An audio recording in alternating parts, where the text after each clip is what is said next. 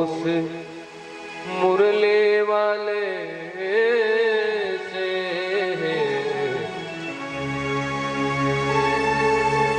जहाँ होता कभी इनकार नहीं,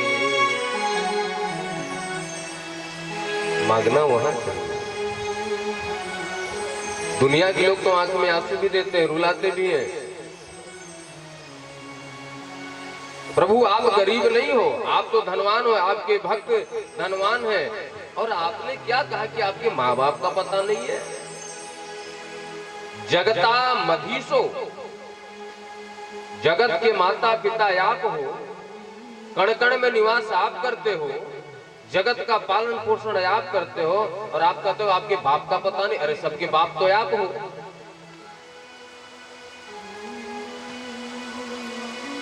और आप कहते हैं आपके बाप का पता नहीं। बोले देवी में तो विनोद, अरे ऐसे विनोद होता है? ये कोई विनोद है?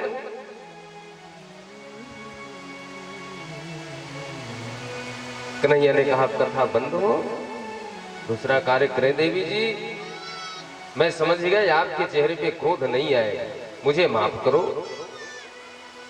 अब बताओ, जब भगवान कन्हैया माफी मांग रहे हैं तो आपकी आज के पतियों की क्या औकात की माफी नहीं मांगना चाहिए? मांगना चाहिए नहीं, मांगना पड़ेगा। ये तो गुजारा नहीं है। बोलो राधे राधे। हो गया राधे राधे। अब आप लोग बड़ाई कर दिया तो इसका मतलब नहीं कि धीरे बोलो। बोलो राधे राधे। बोलो बांके बिहारी लाल की। महाराज कन्हैया के पौत्र के विवाह का वर्णन करते हैं सुखदेव जी महाराज। बाणासुर की पत्नी उषा का मिलन अनिरुद्ध के साथ हुआ। उषा का विवाह अनिरुद्ध जी के साथ, जो प्रद्युम्न के सुपुत्र हैं। बाणासुर शिव भगवान का बहुत बड़ा भक्त है। महाराज भोलेनाथ बाणासुर की तरफ से लड़ाई करने के लिए आए। इधर से कन्हैया जा रहे हैं अपने पौत्र की रक्षा करने के लिए। भयानक युद्ध हुआ। भगवान भोलेनाथ ने देखा मेरे गोविंद आए हुए हैं, तो अपने गोविंद से कैसे युद्ध करें, दिखावे के लिए बाण चला रहे हैं। भाई पक्ष भी तो लेना है अपने भक्त का, लेकिन हृदय में तो राम ही बैठे हुए हैं। तो ऐसा लग रहा है कि बस फॉर्मेलिटी अदा कर रहे हैं भोलेनाथ। कन्हैया ने कहा कि ज्यादा देर नाटक न करो, समर्पण करो, हम लोग अपना काम करें, आगे का कार्य देखा जाए। भगवान कृष्ण और शंकर से जो दो बाण निकले, दोनों के धनुष से, उसी में कृष्ण एक ठंडी का बुखार और एक गर्मी का बुखार, शीतल ज्वर और उष्ण ज्वर, ये दो बुखार की उत्पत्ति हुई जो आजकल हम लोगों को आता है। वो अलग बात है किसी को हमेशा बुखार आए। बोलो राधा। आता है किसी किसी को, जनरल बात है। कोई काम करने को कह दो तो बुखार आ जाएगा उनको।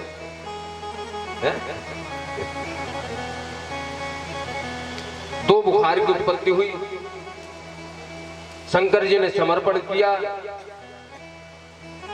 उषा के साथ अनिरुद्ध का विवाह हुआ। भगवान के पुत्र का विवाह और पुत्र के पुत्र का विवाह। कन्हैया हो गए नाती पोता वाले। इतना बड़ा परिवार है, इतने बाल बच्चे हैं। बच्चों को स्कूल में क्यों भेजा जाता है, गुरुकुल में क्यों भेजा जाता है? क्योंकि माँ बाप के दुलार प्यार के आगे माँ बाप की डांट उनके समझ में नहीं आती, इसलिए स्कूल में भेजा जाता है ताकि पढ़े लिखे। कन्हैया ने विचार किया कि हमारे बच्चों को अच्छी शिक्षा मिलनी चाहिए, सत्संग मिलना चाहिए, भजन मिलना चाहिए। तो अपने बालकों से कन्हैया ने कहा कि बेटा आज हम लोग वन में भ्रमण करने चलते हैं, कोई संत मिल जाएगा, कथा प्रवचन हम लोग सुन लेंगे। अपने बालकों को लेकर के आज वन में भ्रमण करने निकले। कुछ आगे गए तो उनको प्यास लगी।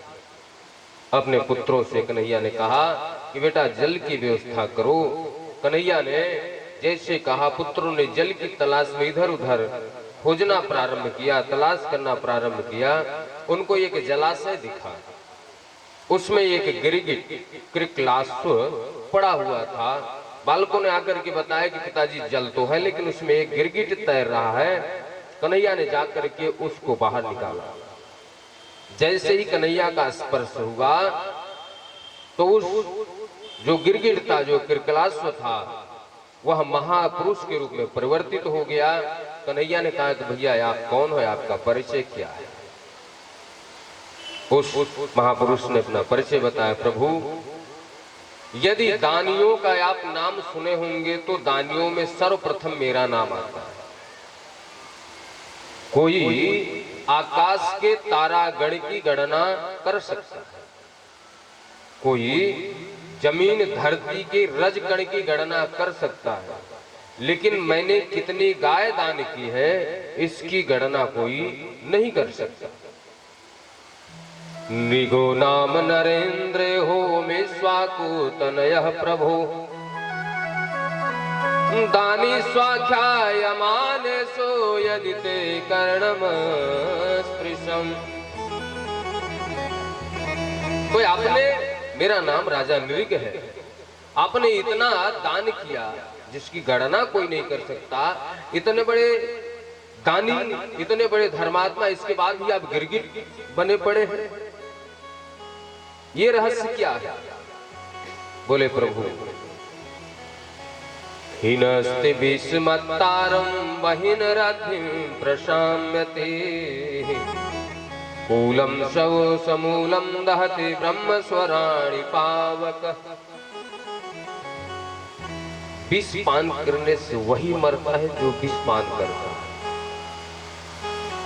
लेकिन एक सच्चे संत का, एक सच्चे भक्त का, एक ऋषि का, एक सच्चे वेद पाठी ब्राह्मण का अपमान करने से एक व्यक्ति का नहीं, अपितु उस पूरे वंश का नाश हो जाता है। मैंने एक ब्राह्मण देवता को पूर्व जन्म में गाय दान की, वह गाय उनके गौशाले से छूट करके मेरे गौशाला में आ गई। उसी गाय को मैंने दूसरे ब्राह्मण देवता को दान किया। दूसरे वाले ब्राह्मण देवता गाय को लेकर के जा रहे थे, पहले वाले ब्राह्मण देवता मिल गए, दोनों में झगड़ा हो गई, गाय तो मेरी है।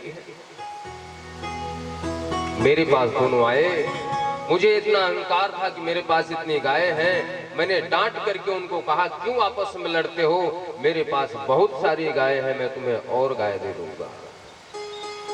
ब्राह्मणों ने कहा कि राजन, तुम दान करने का अहंकार करते हो, सही न्याय नहीं कर सकते। एक तरफ भक्त बने हुए, दूसरी तरफ अहंकार दिखाते हो, अपना रंग बदलते हो। तुम जाओ रंग बदलते हो, गिरगिट हो जाओ।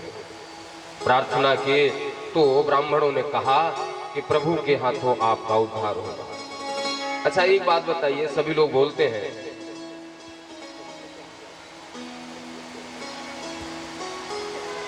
सभी लोग बोलते हैं कि हमारे सनातन धर्म में ऋषियों ने श्राप दिया है? डांट दिया, श्राप दे दिया, जल जाओ, मर जाओ, ये हो जाओ, फलान हो जाओ, ढिकान हो जाओ। लेकिन उस श्राप से क्या उस जीव को नरक की प्राप्ति हुई या स्वर्ग की प्राप्ति हुई? समझना अपना बात। यदि किसी वेद पाठी ब्राह्मण ने श्राप दिया, किसी ऋषि मुनि ने श्राप दिया, तो उस श्राप से वह जीव, वह राजा, वह जड़, वह चेतन नरक को गया या प्रभु के धाम को गया? प्रभु के धाम को गया। इसका मतलब श्राप नहीं, वो वरदान था कि नहीं? ठीक उसी प्रकार जैसे छोटे बच्चे को माँ बाप डांटते हैं, छड़ी उठाते हैं, तो बच्चे को बुरा लगता है, लेकिन वह उनके उसके जीवन को बनाने के लिए उसको डांटते हैं। आज महाराज राजा नृग कहते हैं कि मैंने सही न्याय नहीं किया, ब्राह्मणों ने श्राप दिया, मेरे पूरे वंश का नाश हो गया। महाराज नाश क्या कहूं, आज मैं ब्राह्मणों की कृपा मानता हूं। ऐसे तो आपका जीवन में दर्शन नहीं होता। ब्राह्मणों के श्राप के कारण आज साक्षात गोविंद के हाथों मेरा उद्धार हुआ। बोल बांके बिहारी लाल की। महाराज राजा नृप के माध्यम से भगवान गोविंद कहते हैं, स्वदत्तः परदत्तां ब्रह्म वृत्ति हरच्यः षष्टि वर्ष सहस्त्राणि विष्ठायाम जायते कृमि। षष्टि वर्ष सहस्त्राणि, किसी ऋषि का, किसी संत का, किसी मुनि का, किसी वेद पाठी ब्राह्मण का धन उसके बिना मन से यदि आपने लिया या उसको बोल करके नहीं दिया या छल से लिया या उसको बलात् लूट लिया, किसी भी प्रकार यदि ब्राह्मण को दुख दे करके आप उसके धन को आप लिए हैं तो षष्टि वर्ष सहस्त्राणि 60,000 वर्ष मल मूत्र का कीड़ा बनना पड़ता है।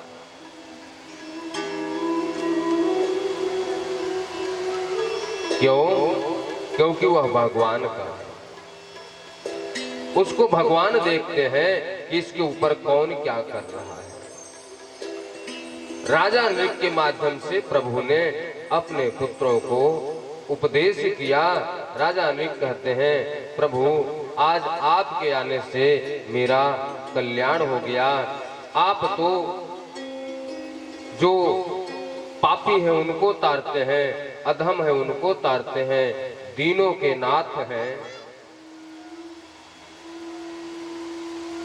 आज आपकी कृपा हुई, आपने आकर के मेरा कल्याण किया। हृदय से कभी भी आप पुकार करके देखना, कन्हैया आपको आपके घर में मिलेगा, आपके पास मिलेगा। मोको कहाँ ढूंढे रे बंदे, मैं तो सदा तेरे पास में। देवर्षि नारद ने विचार किया, चलो कन्हैया का घर देख करके आते हैं, कन्हैया के परिवार से मिल करके आते हैं। देवर्षि नारद आए, गोविंद को प्रणाम किया। केशव आपको प्रणाम। कन्हैया ने प्रणाम किया। देवर्षि नारद आपको प्रणाम। कहिए कैसे आगमन हुआ? बोले महाराज मैंने सोचा चले आपका परिवार घर बार देखा, बड़ी अच्छी बात किया यार। ब्राह्मण देवता का आगमन हुआ। देवी पानी लाओ भाई, चरण धो, लड्डू लाओ, पानी पिलाओ इनको। लड्डू लाया गया, चरण धोया गया। बोले महाराज दूसरे घर में भी दर्शन करो। हाँ हाँ बिल्कुल, सब आपका घर। जामुनती के घर में गए, वहां भी कन्हैया बैठे। अरे देवी पानी लाओ, चरण धो, लड्डू लाओ। सत्यभामा के घर में गए, वहां भी कन्हैया बैठे। अरे देवी पानी लाओ, चरण धो, लड्डू लाओ। नारद जी ने विचार किया कि 16,108 घर में मैंने चरण धुलाए तो आधे पैर तो घिस जाएंगे चरण धुलाते धुलाते, और एक घर में 2 लड्डू खाया तो 16,108 में 2 का गुणा कीजिए कितना होगा? 32,216। इतने लड्डू खाएंगे तो डायबिटीज तो पक्का है। तो हाथ जोड़ करके कहते हैं, प्रभु आपकी आज्ञा है तो बाहर से परिक्रमा कर लो। बोले बेटा तेरी मर्जी, बाहर से कर ले, घर से कर ले, यहाँ पे काऊ बात की चिंता नहीं है। हमारे ब्रज में यही कहते हैं। हम लोग 12 साल संन्यास का नियम होता है, भिक्षा करना, दरवाजे दरवाजे जाकर के 5 रोटी मांगना। उसमें दरवाजे पे कोई भी चला जाए, बाबा या साधु कोई भी, मैया रोटी दे दे तो मैया ये नहीं कहती कि बेटा अभी रुक जा, ठहर जा, दे रहा हूं। अरे बाबा मैं काम कर रही हूँ, नेक चूल्हे के पास चले जाइए और रोटी रखिए, ले ले, जाके ले। अब उनके घर में अलमारी भी खुली है, संदूक भी खुला है, बहू भी है, बेटी भी है, उनको कोई फर्क नहीं पड़ता। अरे बाबा ने एक अंदर चले जाइयो, रोटी है, रोटी घी ले ले, दही ले ले, अंदर को हम लोग खुद लिए। और 1 महीना ब्रजवासियों के घर न जाओ, 1 महीने बाद जाओ तो लगता है आंखों से ही खा जाएंगे मैया। कहां चले गए थे बाबा? मैया बाहर को गया। अब काहे को है, कहाँ चाहिए, रोटी दे दे मैया, आधी रोटी, एक रोटी भिक्षा मिलता है, रोटी दे दे मैया। तो मैया क्या कहती पता, तेरे बाप ने बना रखी है, रोटी दे दो। ये उनका प्यार है, उनका प्यार। एक महीना से रोज देख रहे हो, बाबा नहीं आया, बाबा नहीं आया। बाबा को पता ना है कि मैया इंतजार कर रही होगी, कहाँ चले गए थे बताओ। जैसे सगी माँ डांटे वैसे ब्रजवासी मैया डांटती है। तेरे बाप ने रोटी बना रखी, रोटी दे दो, नहीं दूंगी, चला जाओ वापस। फिर रोटी ला करके देती है। पूरे ब्रज में 50,000 साधु हैं, कोई साधु चूल्हा नहीं जलाता। एक घर से 12 से 15 साधु प्रतिदिन भोजन करता है, निःशुल्क। 2 से 2.5 किलो आटा प्रतिदिन एक घर से साधुओं के लिए जाता है। 365 में गुणा कर दो कितना होगा, देख लेना। लेकिन 365 दिन में यदि 4 दिन भी साधु उनके दरवाजे नहीं गया तो 4 दिन खाना नहीं खाते, वो प्रसाद ग्रहण नहीं करते। घर का बुजुर्ग प्रसाद ग्रहण नहीं करता।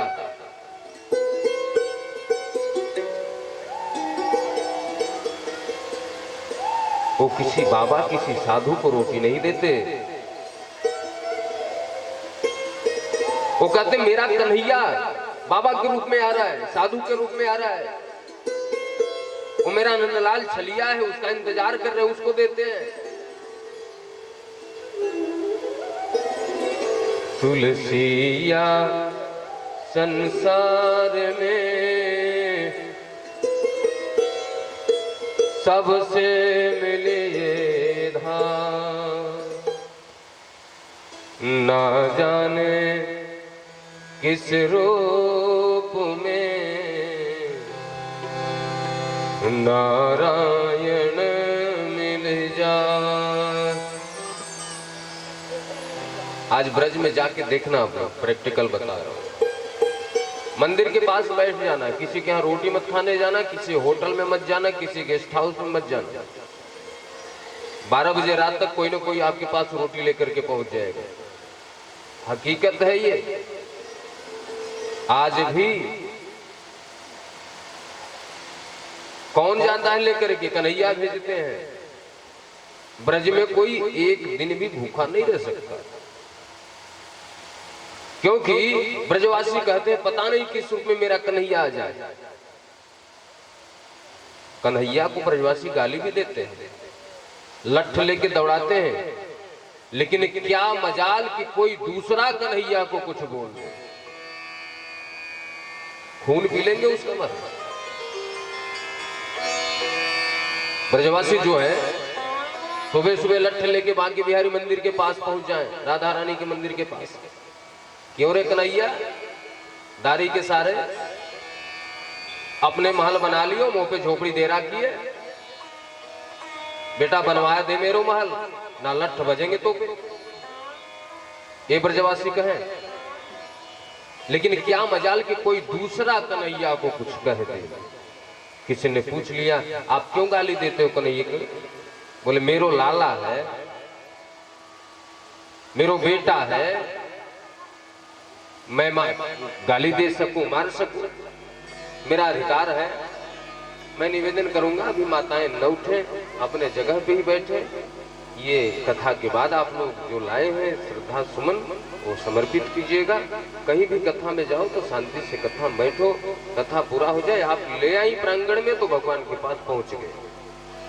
कथा के बीच में उठने से क्या होता है कि 4 लोग आपको देखेंगे, कथा में बाधा उत्पन्न होती है।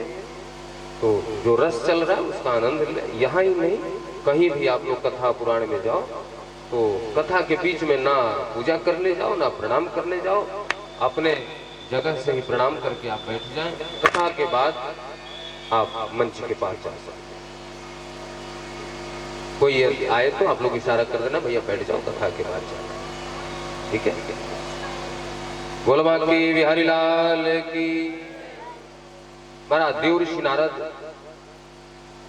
प्रत्येक घर की परिक्रमा, हर घर में कन्हैया मिले, परिक्रमा करके फिर से रुक्मिणी मैया के घर आए।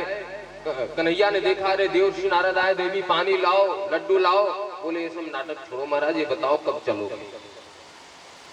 बोले चलेंगे, समय तो आने दो, समय आ जाए चलेंगे। अभी कुछ लोग हैं, कुछ घर में जाला वाला लगा है, उसकी सफाई करके आता हूं। देवर्षि नारद प्रणाम करके चले गए अपने धाम को। आज धर्मराज यज्ञ करने के लिए बैठक की सभा बुलाई। कन्हैया से कहते हैं प्रभु यज्ञ करना चाहता हूं। कन्हैया ने कहा बड़ी अच्छी बात है, यज्ञ कीजिए। एक सभासद ने कहा प्रभु यज्ञ तो हो जाएगा, लेकिन एक राक्षस है, वह यज्ञ में बाधा उत्पन्न करेगा, पहले उसको देख लिया जाए। कौन राक्षस है? जरासंध। धर्मराज ने कहा उसको कैसे देखेंगे? कन्हैया ने कहा दादा आप छोड़ो, आप तो अपना काम करो, हम लोग देख लेंगे, हम अर्जुन भीम हैं, काफी है इनके लिए। बोले गोपाल देखो, अधर्म पे चल के कार्य मत करना। अरे बोले महाराज पता है धर्मराज हो या अर्जुन भीम और कन्हैया तीनों लोग ऋषि मुनि का वेश बना